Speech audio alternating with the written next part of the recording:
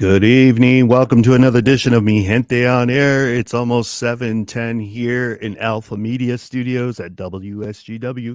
I am your host, Larry Rodarte, and I want to invite everybody into the show today as we talk about tamales. That seems to be the hot topic all around Saginaw, from people talking about how much the cost is to the cost of how much it is to make them, and also the tamale taste off this Saturday. So I want to invite everybody to come on into the room. If you've got a question or a concern, I've got the Civica All Stars who are presenting the 13th annual Tamale Taste Off this Saturday at Nouvelle Catholic Central Community Gymnasium. And it's a big gymnasium that is going to fit a number of different vendors, from merchandise vendors to the tamales vendors that are going to be participating in the taste off. So we've got room. We've got room for everybody, and we're excited. And I know the community's excited because everybody's kind of talking about it. So stay with us here. Come on into the room, and we're going to talk tamales with the Civica All Stars here on Mi Gente on Air.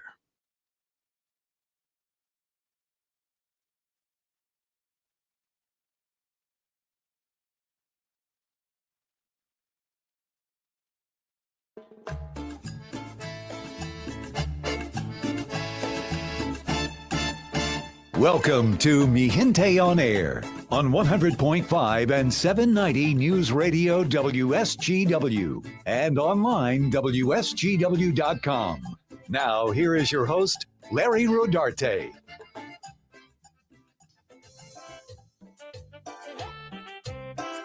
Good evening. Welcome to Mi Gente on Air. I am your host, Larry Rodarte, and we are in the Alpha Media Studios here at WSGW, bringing you Mi Gente on Air again as we head into the holiday season. It is December, and we're talking about making tamales. Tamales, everybody's making them, right? From the restaurant owners to the families to grandma to the tias and tios. And I've got the Civica All Stars as my guest today because they're going to talk about what happened this last weekend while they made 100 dozen tamales, as well as talking about the upcoming tamale taste off this Sunday, December 17th, at the Nouvelle Catholic Central High School Gymnasium, the 13th annual. Can you believe that? The Unión Cívica Mexicana is presenting the 13th annual. That's 13 years now. Actually, it's been 15 years since we started, but because of COVID, there was 2 years where we took off. But the unwrapping of your first hot off the pot tamale is an exciting time during the holiday seasons. I think many of you will agree to that. The anticipation of tasting the pork marinated in chili ancho sauce with salt, garlic, and comino is enough to make your mouth salivate. And the delicious aroma of cooking tamales can put anyone in the Christmas spirit. How many of you out there can relate to this? So I'm going to throw my first guest, who is Valerie Blanco. She is from the Unión Cívica Mexicana, as she is like a head honcho all-star, if you will, as well as my second guest, Olivia. How do you say your last name? Michalou. Michalou. She's from Flint. She's known as a Flintstone, but she's one of our members at the Civica, as well as Jesse Vasquez, who is kind of in charge of maintenance and all, but he calls himself the owner of the Civica. And we're here all together. We're going to present to you guys Civica making tamales, and we're going to go through what happened this Saturday. So I just want to start with Val Blanco, though, because she was there from the very beginning when we started off in 2009, and we had the very first tamale taste. Val, what do you remember about that day? It was hectic at first time going into it, but overall it was a huge success. There was just smiles all over. Everybody loved it, and that was a good thing to see. And I think all of our vendors, especially our tamale vendors, they were just excited about it. Yep, and we had our first place winner as La Estrella Bakery in Saginaw, Alberto Jimenez and his mother, who made the tamales, and they won first place over about 5 or 6 different vendors who made tamales in that competition. But, Val says, it's kind of hectic, and it just seems like every year it's hectic. No matter what we do, no matter how many times we've done this, it just seems like there's so much involved. And Jesse Vasquez has been with us for a number of years, at least 5 or 6, and he's going to be providing the chairs and the tables that day. So tell me, Jess, how busy is it during tamale taste off? Oh, it can get crazy. But we just have a great group of people that, I mean, when it's crunch time, we come together and we make it happen. And I love being a part of this. And Olivia uh, Macalu, can you tell me, as an outsider in Flint, although you are an insider with the Civic All Stars, what is it like for you to see the taste off happening in the Saginaw community? Well, I remember coming to the very first one. We had it at the Civica, and I don't believe we had vendors, like just tamale people. And I've just seen how much it's grown and how people want to get involved, and um, just, you know, a lot of people smiling, the voting, it's gotten huge. And That's one of the key components of this taste off is a lot of people who attend, they want to vote. They want to be able to vote for what they consider the best tamal that they're tasting at the taste off. Now, one year, I think it was in 2017, we called it the Tamale Fiesta because we didn't want to actually claim that there was a first place winner because we felt everybody was making great tamales, and to be honest, there were some hurt feelings, and there seems to always be. But this, right after that, like 2018, they wanted it back. The people demanded it back. They wanted to vote on who was the first tamale place winner, and from the People's Choice Award to the Celebrity Judges Award, they were the ones that voted in the who was the first place. And they have the businesses, they have the bragging rights to say, we make the best tamales out there. Now, I remember Tino's Tamales, they took home first place a number of different years. It wasn't just one year. And I see how she's putting out her tamales this year, saying award-winning tamales. So it does actually mean something to those that are participating. And Valerie, what would you say about that in regards to how we select the winners? Well, really, it's not even us. We have no part of the voting. It's all, like you said, it's all the people. It's the community that votes on it. So I guess as far as like the business, the more they promote and tell people about it, tell them to come out and vote for them. I think that's how it goes. And as far as the people are not People's Choice, but the Celebrity judges. Yeah, that's literally just random last minute. We pick somebody and it's usually, I think, who was it? Channel 5. Yeah, was in there Colette last Boyd time. was one of our judges, as well as Sheriff Bettersfield. These are just some of the celebrity judges we've had in the past. And what's important to note is that they have no idea whose tamales they're tasting when they taste them. We provide the tamales, and we know whose tamale it is, but the judges, do not know. So they're judging simply on taste. And so that's really a fair way to do it. Now, the People's Choice Award, that is the ability of everybody who comes in there, pays their fee, and they come in and they actually taste each of the tamales from all the vendors, and then they choose who their first place winner is. So it is a lengthy process. If you're coming through the door and you're going to be able to sit down and have 7-8 tamale tastes, different tastes, and everybody makes their tamales different, but it's a fair way of actually counting the votes up, and we try to do it live so everybody can see that we're being as fair as we can about that. Yeah, I do want to add real quick though. I literally don't pick the people to count the votes until that day. And it's usually 2-3 hours before we have to start, but it's literally that day. I pick random people that are there to help count the votes. That way, nobody can say, oh, she had so and so already planned, or it's whatever. It's always something, like you say, we can never keep everybody happy, but it's that day that I pick people to do it all.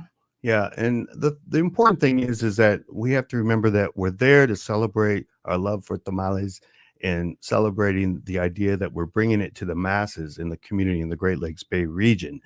Yeah, it's great to actually win a tamale taste off, and you do get the bragging rights and you get the trophy, but you got to remember everybody who's participating.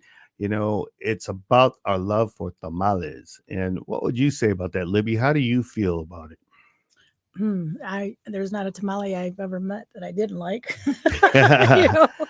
Um, but it's everybody's doing what they love. I mean, I love that they come together, your family, your friends. I remember when my boys were in school, we did it a couple times with the family from the school, and I had never had a bean jalapeno and cheese tamale, and I'm like, wow, those are pretty good.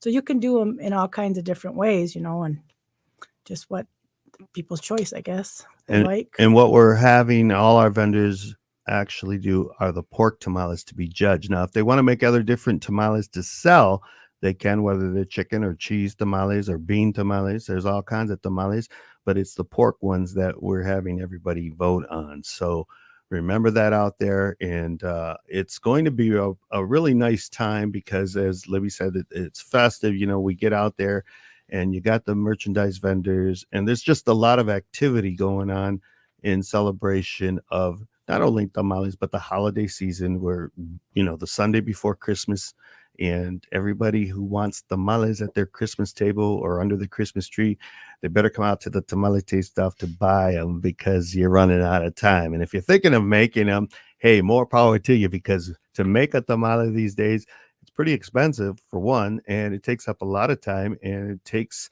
you getting somebody to help you, because if you're thinking of doing them on your own, you're just nuts. But anyways, I want Jesse Vasquez here to talk about what happened this Saturday, because we had a lot of help at the Civica. Yeah, that was a very good turnout. It was a good time, and we had fun.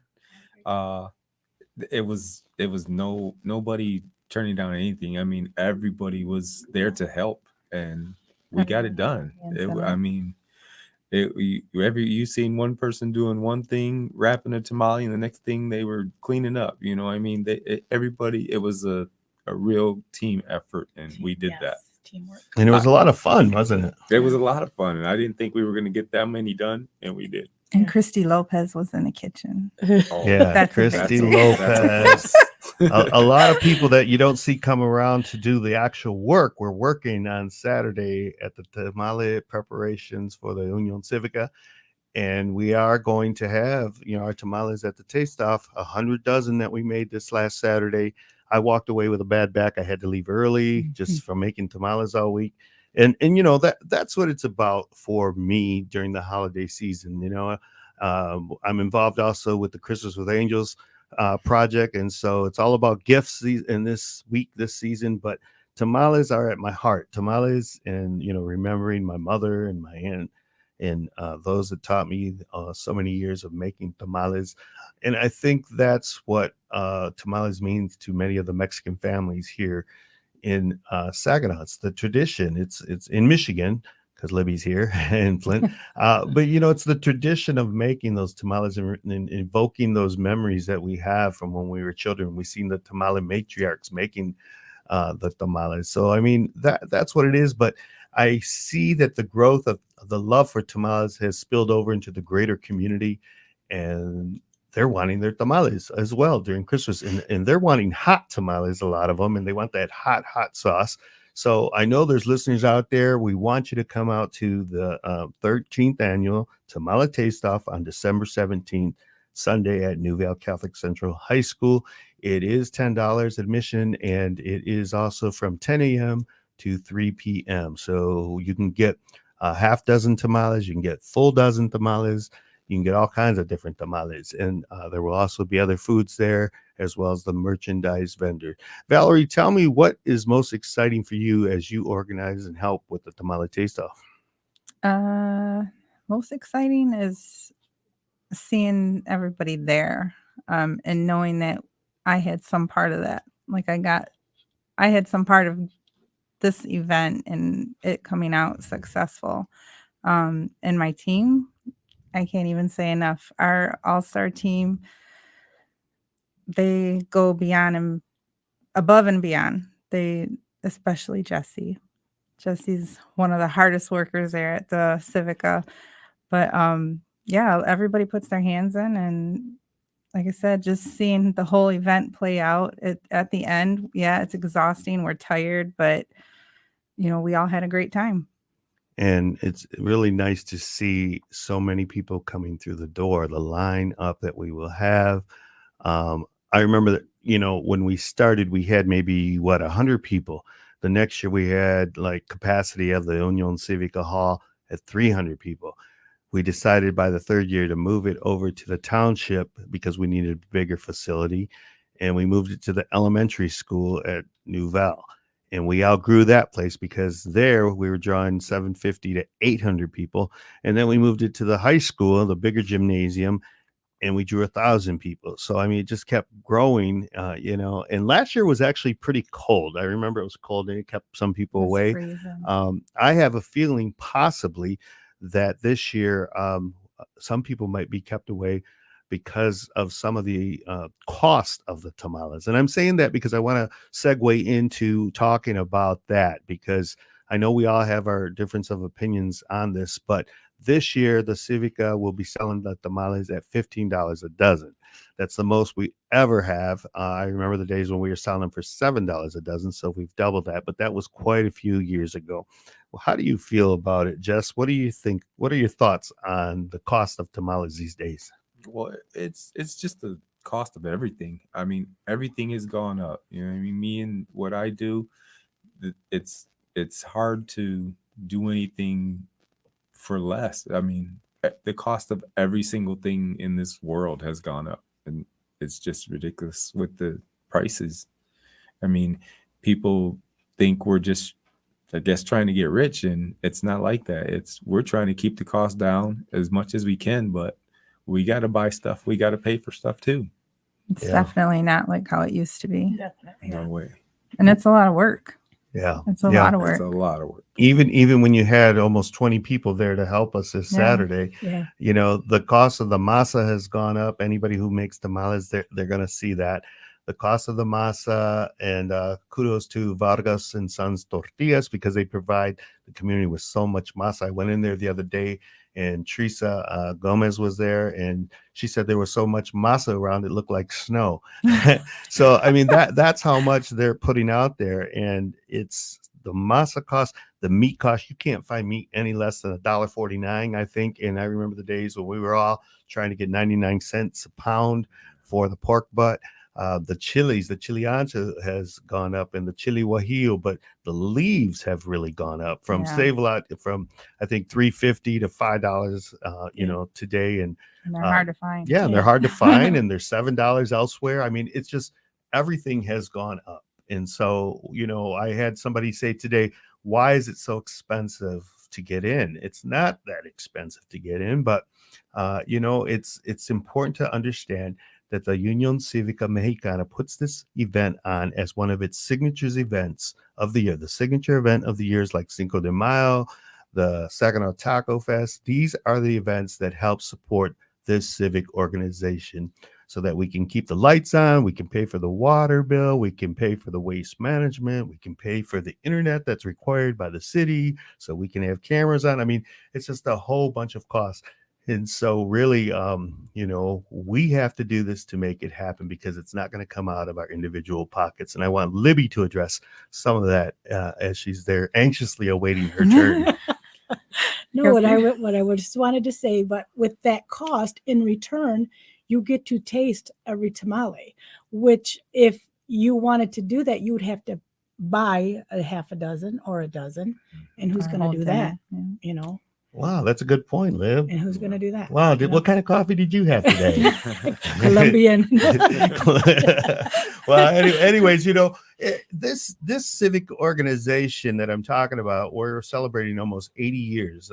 Going into 2024, it's the 79th year of the Unión Cívica Mexicana. And believe it or not, Saginaw has something to be very proud about in the fact that these civic organizations that came about as the civil rights movement was underway, and there was really a need to, fight for the rights of the Mexican farm workers and those that work in the fields. There's only two in existence today. There's only the Detroit committee, the Comité, they call it down in Southwest Detroit, and the Unión Cívica Mexicana out of Saginaw. So that's something that we as a community really need to be proud about, and that we're putting on these great events that are pretty exciting. We're paving the way, I believe. You know, there are a younger generation that's coming up, and they've got all kinds of ideas. But we pave the way. We keep it a staple in the community so that our greater community can see that we're here and that, you know, we're part of the diversity that makes our Great Lakes Bay region great. And that's something that I'm really, really proud about. Valerie, what would you say is the most important thing that we can present as an organization to our community? Besides the dances. Just to like let them know that we don't get grants, we don't, yeah, we get sponsors here and there, but still, I know a lot of people think that, the Civic's got all kinds of money because we do all these fundraising, but that building is old, and I honestly don't know how we're keeping it up, but there's always something. It's almost every other week, I feel like, or every other month, I feel like there's something that happens. But yeah, it's like the building is old, and it takes almost double than what an average company that can keep running on its own. It's just, but our team, for some reason, somehow we make it work, we make it happen, and that's it. I think the community just needs to know more that when we do these fundraising, yes, some of it is for our Queen's Scholarship, and some of it is just to keep the building going. Yeah. And to have dances, and to have tamale taste off, and to have Cinco de Mayo, like, it's an ongoing thing all year. So it's not like, okay, they're going to do one event and they make this, it's a good event and they make good money, and who knows what they do with it. No, that money goes right back into the building. Yeah. Go ahead, Libby. Well, with us, okay, like us having these events and everything, the Queen's Dance, the whatever we have, that money gets paid out to the bands, to the, to the security, to the, whatever we Consumers have energy to put this event on, Yeah. to what we have to put this event on. So it's not like we are making any like money hand over fist. It's going out as fast as it comes in, it goes out. And one of the post COVID increases that we've seen really is with our Tejano musicians and what they're charging now for the dances. And I'm not complaining about it. I'm actually saying, you know what? We support that. We support the idea that we're going to have these entertainers, load up their instruments, have them come out, drive, hundreds of miles and play for us so that we can dance and enjoy ourselves. So it's part of the whole process of, propagating our culture, our music, our food, just having a good time, but it's going to cost. And so, I want everybody to understand and realize that, because like Val said, that building, to keep it going, it was built in 1960. Think about it. It's like over 65 years old, I think. And so, yeah, it's the heating system isn't that great in there. It's not very, what's the word, Jess, I'm looking for? It's not very reliable. No, not reliable. It is reliable, but I'm talking about the actual installation of the building, and economical. Yeah, and what we want to say, is like we recently had the heat go out of, as it got really cold here in Saginaw, everybody's furnaces were turned on, and they're not always reliable when you first start in the beginning of the year, and you got to call up an AC heating company, and there's cost involved. Well, I can tell you that the heater, our vent motor went out, and we had to pay like a $1,200 to get that fixed. And we couldn't get it fixed on that Saturday, the day of the Queen's Dance, because U of M game was being played that day at 3:00, I think it was. And nobody wanted to answer their phones or come out to the Civica to fix a heater. So we did what we could. We rushed over to Menards. We bought a petroleum propane heater, and then we started shooting the heat from the kitchen into the main hall. We got it up to 70 degrees, and we did our best so that we could go on and continue to have that Queen's Dance. And I think everything worked really well. But when we come together as a team, it's a Civica All-Stars, it happens, right? Right. Yeah. And so we're going to come back out of commercial. I'm going to liven up these guys, and we're going to talk more about the Tamale Taste-Off and the Union Civica and the Civica All-Stars. No te vayas. Don't go anywhere. We'll be right back.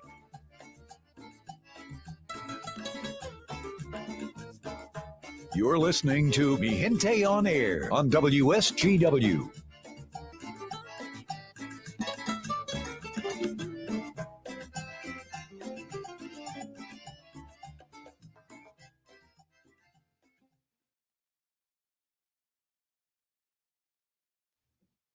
Yep. So we're here back on the live stream, and the word that I was looking for was energy efficient.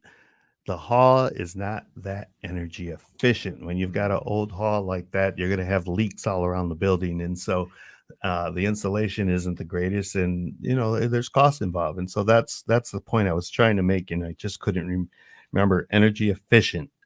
So it took somebody who's actually rents out buildings and places to tell me that actual word. But we got a lot of comments in the room, and we're going to try to hit some of those and read those for you tonight, because Mi Gente on Air is your show, like I always say.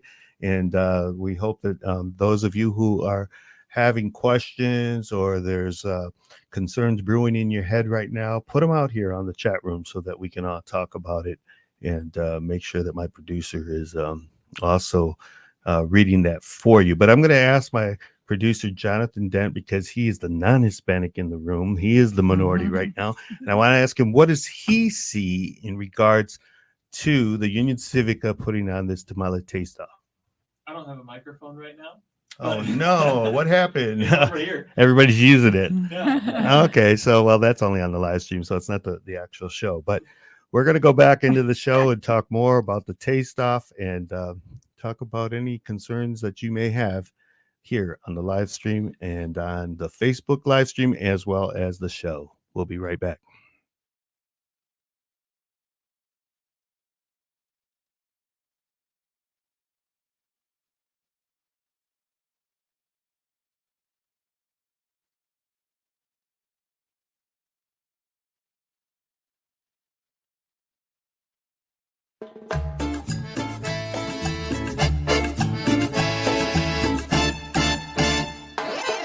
This is Mi Gente on Air on WSGW. Welcome back, Mi Gente. We're here at the Alpha Media Studios. I am your host, Larry Rodarte, and we're talking tamales. Everybody loves tamales, right? I mean, even those of us that may not be privy to having a tamale matriarch in our lifetime, we still love them. You love them at the restaurants, those that make them year-round. But I think everybody gets real excited during the Christmas holidays, because we know that that's when families are gathering together and they're making their tamales. And I have my cousin Val Blanco. She's here in the room. She wants to cut me off, but she's going to tell you about what we do as a family to make tamales, even though now it has segued into the Civica making tamales, because we just don't want to make them 2 times in a row. What do we do as a As a our family? family? Mm-hmm. What do? We get together, and we actually, Omaya, my daughter, my youngest, she just asked to make tamales on Christmas Eve, because that's what she's going to give Santa. So I do have to do it twice. Yeah. But that means that you have to make the masa. Oh. And it was really something to see, teaching Omaya how to try to learn how to spread the masa on the corn husk leaf. So many times in the past, we have all learned to, spread that with a spoon or a knife. But now with these new spreaders they've got out, it's a lot easier and time efficient. And so I was trying to teach her. I was trying to teach her, this 9-year-old girl, how to spread masa on the tamale corn husks. And I think that's part of what we do as as a community, is we try to teach our young people how to make tamales. How about you, Libby? You said you're teaching your sons. Yes. When my kids were in elementary school, there was another Mexican family, and me and her decided to get together with 3 other families, and we just wanted to do it, and we did it, and we made different kinds, and I think we ate more than we actually took home, but it was fun. The kids were together playing. We had them had like desserts and different things, and kids were playing games, running around. I mean, it's just family, friends. It's just to me, it's a beautiful thing, to have that. And my kids are grown now, and I miss that. So being here with these, doing it in the Civica, I feel at home. It just feels like home to me. It definitely did Saturday. It was, Yeah. It stopped me and made me think about how my family, like Larry said, we were all just around the table, laughing, talking, making tamales. And I can't help but to think about my mom, my tias, and just watching their hands. I always watched their hands when I was younger they just use a spoon, or some of them even just use their hand to do it. But it just brought me back to my younger days. And now, like I said, having my youngest there with us, I loved it. It was a good feeling. And one of the things that you always will find at the table is the chisme that goes on. I want Jesse to talk about that because I wasn't part of that. I could hear it, but I wasn't. He could hear it, but he always made sure that nobody was lying, and that we were only telling the truth. But I want to bring up Dolores Vasquez Cameron. She's in the room, and she's saying the Civica cares about our community. Our Civica families stretch their arms around our Hispanic culture when we are needed. Our Civica All-Stars care. Thank you so much for that comment. You. Yes, thank you. Thank you, Dee. And we also have on here David Guevara. He's from California. He's in San Diego. He says, how much is tamales selling at a dozen over there in Saginaw? Who wants to tackle that question? Well, I mean, it varies, but you know what? Like we said in the beginning, the cost has gone up. I mean, everything's gone up. So I mean, they range. You can still find some people, homemade, not in a restaurant, making them for $13-14 a dozen, but it's rare. Yes. Everybody's close to 18 to 20. Yeah.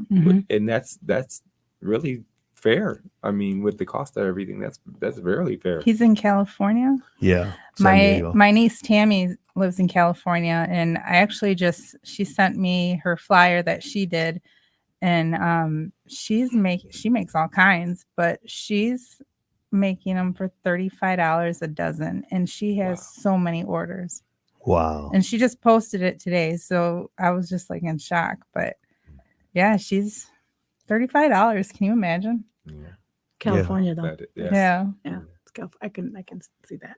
Everything's more expensive in California. Yeah, definitely. Well, I want to know from some of you, what is your experience in, the competition? How fierce is the competition there that day? Oh, man. There are some great tamale makers here. I don't know how people are able to say one is better than the other, because, I mean, I've never tasted a bad tamale. So Me too. I don't know.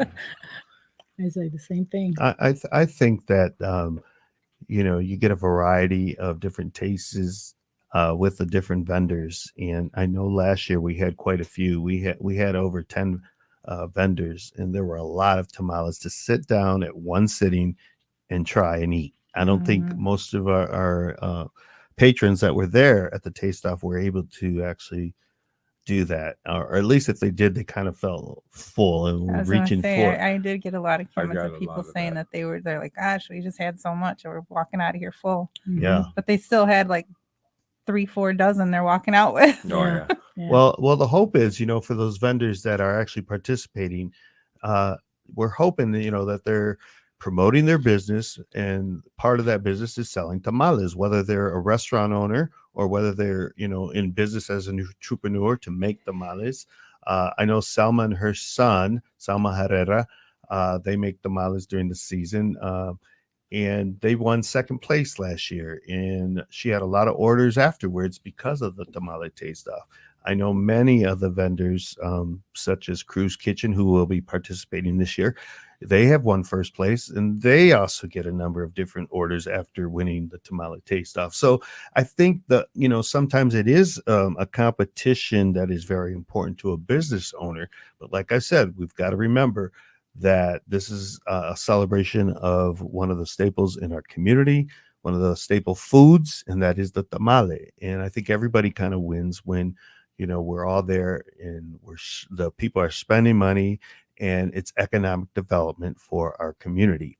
And we, as a organization, the Union Civica, by putting on this tamale taste off, we are telling our story. And I saw today Edward James Olmos out in California. He was promoting the idea that we as Latinos have to push our stories, because he said it, the secular media sometimes isn't. And so we, just like Mi Gente magazine and those other publications that are out there that are Hispanic themed, we have to tell our stories. And by putting on this tamale taste stuff, we are telling our story.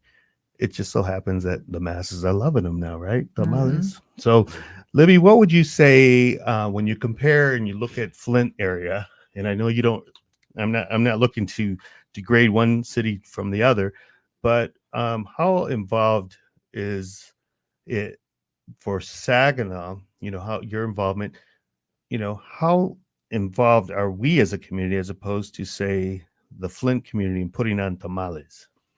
Tamales, I know like sometimes when they have things at the church, they do have them there, but I don't see a lot of advertising for stuff in Flint. That's why I do come here, and that's why I've joined the family over here.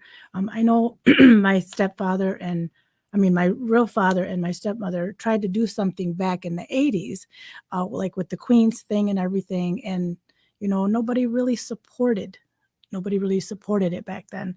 And so, nobody really does anything. But I will say, I have a girlfriend that her son is running the center down there on Lewis Street. Oh, the new one. Yeah. Market. Yeah. No, it's the Lennox. The I think. Lennox. The Oh, Lennox. And he is trying to do, bring things to the community and everything. So, if there's anything that they have going on, I will try to support that. Yeah, very nice. Very nicely said. We have David Guevara, who made a comment in regards to the costs, as we were talking about earlier. He says, my wife and daughter are making tamales this week, Thursday and Friday, $30 a dozen, and they sell out here in San Diego, California. There you go. Can you Yeah. believe that? $30 a dozen? Yes. I 'cause just can't fathom that. I see from the cost here, I know it's way more over there in I California. think so Arizona's around the same price too. Yeah, I just saw a post about that. Yeah. that just shows you that price of inflation right there. And the idea of inflation, we talk about that all the time in the post-COVID, era that we're living in. But I think also because of the post-COVID era, many people value their time more and they don't want to waste their time. And so a tamale maker who is spending the time, I know some tamale makers that they do them themselves. Bertha Davila, she's one of our Civica members. She does it herself. She prefers it that way because she doesn't want anybody else's mixtures or hands in her tamales. But that's a lot of work. It's a lot of commitment. And I think that that's part of why we charge what we do. We're charging, like I said, $15 a dozen. That's the Civica tamales. But, it's your time, it's your energy, it's your effort, it's the frustration, it's the repetitiveness, but it's also the joy and the love and the great taste that there is in a good tamal, So there's a lot involved, and it's not just, going to the store and to the supermarket and buying a tamal that is made by some industry and some factory machines or whatever, which there are. It's really, tradition of handmade tamales. And I know some people, like I say, they're using the spoons and the knives rather than the spreaders, and they're doing them the old ways, the old days. And so, there's a, you got to remember that when you're looking at, what's the cost of buying a tamal these days and age? Do I really want to try to make them myself, or should I just help and support a community effort in bringing the love of tamales to the community? What's your answer, Jess? I love to buy them. I'm not gonna make them. Yeah. And so, Valerie, tell me, what is the involvement that we do, just from the top of your head, in terms of the ingredients that we use? I He mean, would just ask think me about it. that. I Val. know. How many times did we run to the store? Yeah. How was To the buy the store like? manteca. That one day. You think you have enough, and it's never enough. We always end up needing something else. So yeah, it's Jesse, run to the store. I was running to the store too. Olivia. And I But- tell them I'm not running to the store anymore. Yeah. I am not running to the store Yeah. anymore, because I've already got the masa, I got the manteca. We forget the chili ancho. We had to go, and then Vargas closes at 4, so then we couldn't get it there.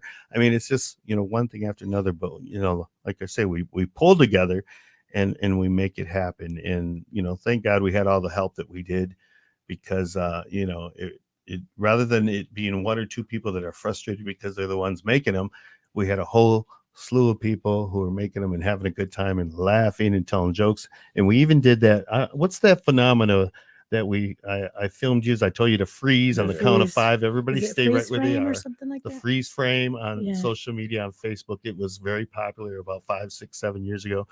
And we did it this year, and we got a great feedback from that. I love the running water. When Yeah. he was running the water, I love that part. Yeah. That Yeah. was So Larry's idea. Yeah. So if you guys can see that on Facebook, you can see the Civica All-Stars really involved in making the tamales this year. So Sin Favela, she's a Civica All-Star, former one, or is one, I don't know, but she says, can't wait to try everyone's tamales. Yeah, she needs to come back in the kitchen. Yeah. Come back. Yes, Sin, we miss you.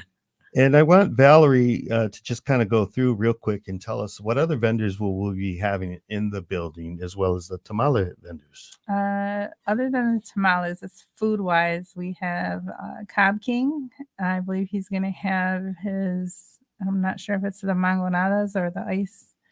What does he call them? Water ice. I think. Italian. Italian. Yeah, those. And I know it's going to have the fruit cups. But he'll be there. Que Sabroso's going to be there with all of her pan dulces. She wasn't with us last year, and there was so many people that kept asking for her. So we're happy to have her back. And then there is Nouvelle basketball team, I believe. They are doing baked goods. That's all to help profit their basketball team. We also have another little basketball team. It's a little league. Forgive me, but I can't remember the name of them. But they're coming in to sell coffee and hot chocolate. So those are the only other ones as food wise. But merchants, we have at least 10, or I believe it's 13. I want to say 13. There is Crafty Party, Jesse Ray's. I'm over here trying to think now since I'm on the spot. What is it? The Oh, jewelry. Chula's. Yep, Chula's is going to be there. Chula's Mexican Imports. A number of different vendors. Yeah, is 'cause what I we can't can even say. think of 'em. She can't even think right now. But you know what? We do stand I don't do corrected. stuff like this. We do stand corrected because Matt McAloof, who's from Flint as well, he's correcting his mom and saying it's called the Mannequin Challenge, What? not No. freeze frame. The Mannequin well, he knows I Challenge. don't. All right, Matt. Thank you for that, because I've been asking everybody all week and nobody could remember. But I also want to say that Tim Novak over there, Tim Novak Jr. at Nouvelle Junior High, he is with the eighth graders there that are having a bake sale as well, and they're planning on going to Washington D.C. in the spring, and so they're trying to sell some baked goods so that they can raise money Yeah, for their kids. this little league that we have coming in with us, they are raising their money to do a trip to Puerto Rico. There's a league that they are in, and it's in Puerto Rico. So Nice. that's what they're raising their money for. Well, that's great. That's great. And we are estimating that there will probably be between 800 and to 1,000 people. That's what it's been drawing, this event in the community, from 10 a.m. to 3 p.m. And that's only a 5-hour slot, but you can imagine how much tamale buying is going on, and tasting, and the celebration that we will have there. So we want to encourage all our listeners out there to come on out. support this event. It's a lot of people who are putting in hard work to make it happen, because making a tamale is hard work, and we hope that the community will really support it, continue to support it.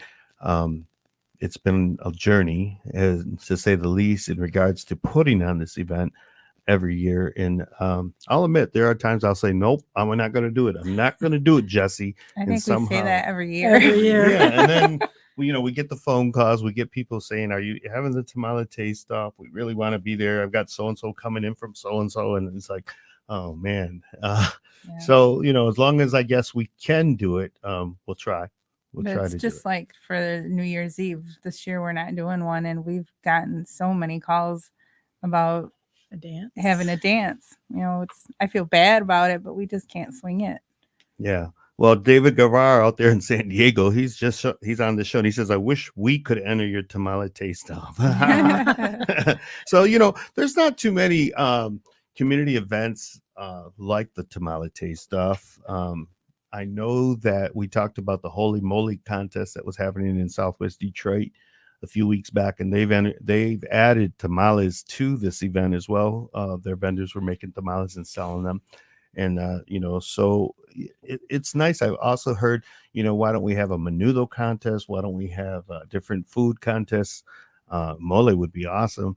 But, it's work. It's a lot of work. And I want to take the liberty to say on this show, if anybody is out there listening, get your young people involved, get your young people to be community minded. And remember the words of John F. Kennedy before he was assassinated. He said, ask not what you can do for yourselves, but ask what you can do for your country, or something like that. And I think that's the mentality I really want to push, because, our traditions, our language, our foods, they'll die off. They will die off. And as, so many years back that our parents were trying to assimilate and, become American as much as they can. But I think the pendulum has shifted, and everybody's trying to bring about their diversity to the communities, because diversity is a beautiful thing.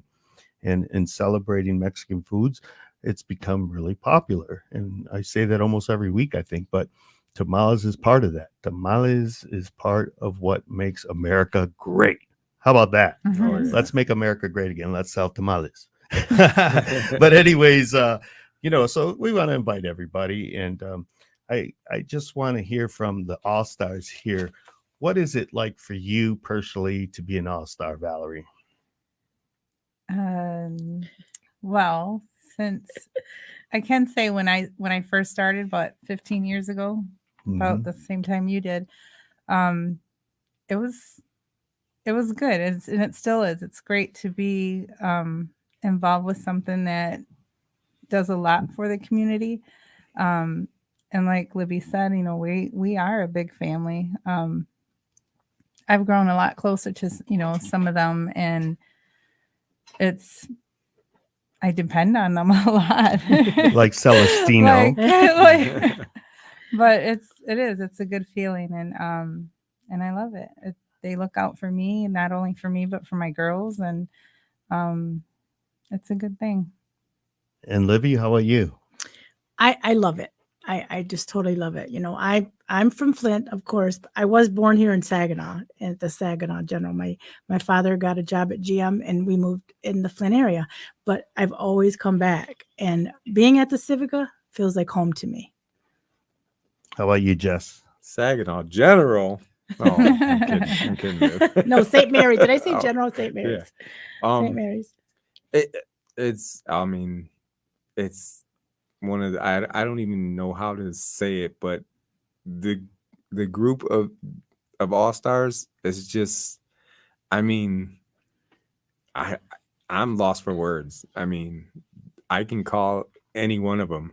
That day, Libby, everybody's going to the store, and they're all coming out, and they're like, call Libby. Who's got Libby's number? Jesse's got it. Call Larry. Who's got Larry's number? Jesse's got it. Who call Val? Who's got, it's everybody's like, and then Christy says, dang, you've got everybody's number. I'm like, this is a family. They call me Civica related or not. Yeah. Right. And I don't and know. I'm there Anything much as happens I at our can house, be. we call Jesse. And I'm there. It's a great time. It's nothing I wouldn't do for any one of them. Well, Yeah. and Except for I Larry. do Except want to for add Larry. something though too is what I like about it too is that every year when we bring in new queens, they bring in their families, they bring in their friends, and Yes. I personally think that's probably one of the biggest things for me too, is because some of these queens till this day, our older queens, they keep in touch with us. Mhm. And they might not be able to come in because they're off doing their own family things now. Some of them had babies now, but they still keep in touch, and I love that.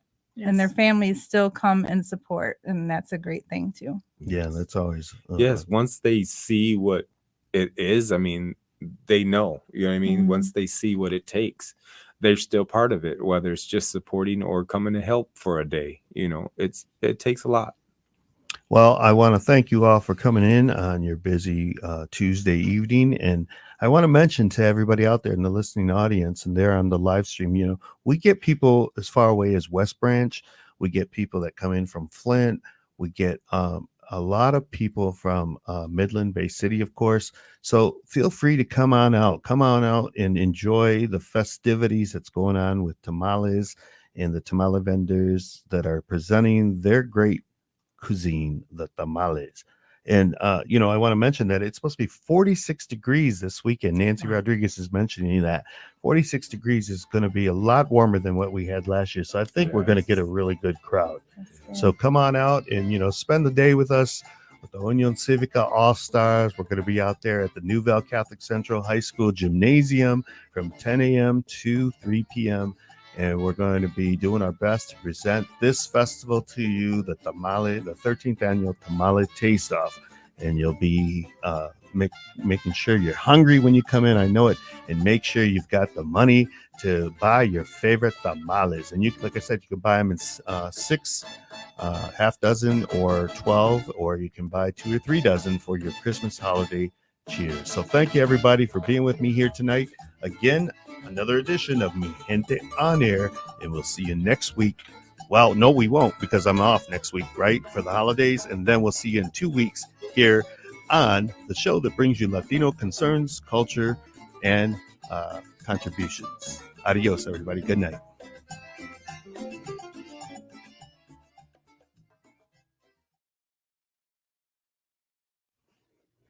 So there you have it.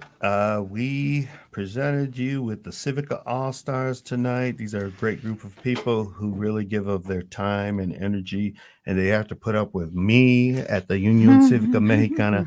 But it's all good, and we're all trying to propagate our culture to the masses. And thanks for all the comments. Sonia Villarreal, she's over there in the Toledo area. She's saying, love my Civica All-Stars. Alexandra Butron, she says, when is the tamale taste off? Well, I'm going to mention it again, Sunday, December 17th at 10 a.m. in the morning till 3 p.m. And we also will be cleaning up probably till 5 o'clock, but we're going to be getting set up at 7:30 in the morning. So you can imagine 7:30 to 5 p.m. is a long day, and I'm going to have these all-stars really working.